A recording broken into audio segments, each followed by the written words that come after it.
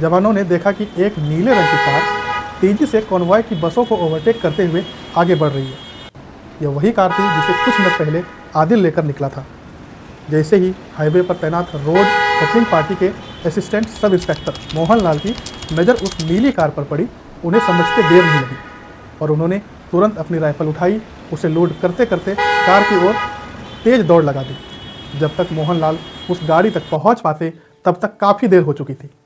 आतंकी ने अपनी कार को कॉन्वॉय की 5वीं बस के पैरेलल ले जाकर उसके साइड में जोरदार टक्कर मार दी और डैशबोर्ड पर लगे डेटोनेटर का स्विच दबा दिया। स्विच दबते ही कार के पीछे रखा 200 किलो का विस्फोट फट गया और इसके साथ ही वहाँ एक जोरदार धमाका हुआ। 5वीं बस के परखच्चे उड़ गए और उसकी चपेट में कॉन्वॉय की दूसरी गाड़ियाँ भी आ गई। यह धमाका इतना भयानक था कि मीलों दूर तक इसकी आवाज़ सुनाई दी। चारों ओर धुआं और मलबा बिखर गया। आसपास के घरों के शीशे टूट गए। धमाके ने सड़क पर एक गहरा गड्ढा बना दिया और पल भर में चारों ओर तबाही मच गई। एक झटके में रोड ओपनिंग पार्टी के मोहनलाल समेत सीआरपीएफ के 40 जवान मौके पर ही शहीद हो गए। वहीं करीब 70 जवान बुरी तरीके से घायल हो गए। 5वें नंबर की इस बस में जम्मू से चढ़ा केवल एक ही शख्स ऐसा था जिसे कुछ नहीं हुआ। वो थे कांस्टेबल वासुदेव, जिसने यह बस रास्ते में उतरने की वजह से छूट गई थी। यह हमला इंडियन सिक्योरिटी फोर्सेस पर अब तक का सबसे बड़ा आतंकी हमला था।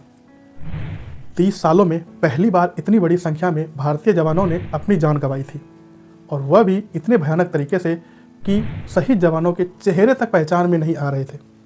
इधर उधर उनके अवशेष बिखरे हुए थे, जिन्हें देखकर बाकी जवानों की आंखों में दर्द, शोक और गुस्से का एक सैलाब उमड़ पड़ा था।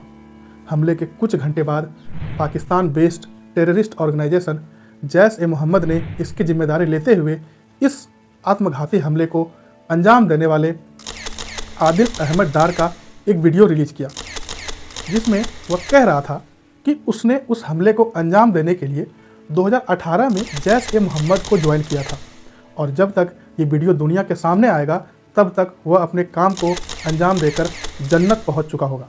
लेकिन सोचने वाली बात यह है कि भारत का रहने वाला आदिल अहमद डार आखिर जैश-ए-मोहम्मद जैसे आतंकी संगठन के साथ कैसे जुड़ गया?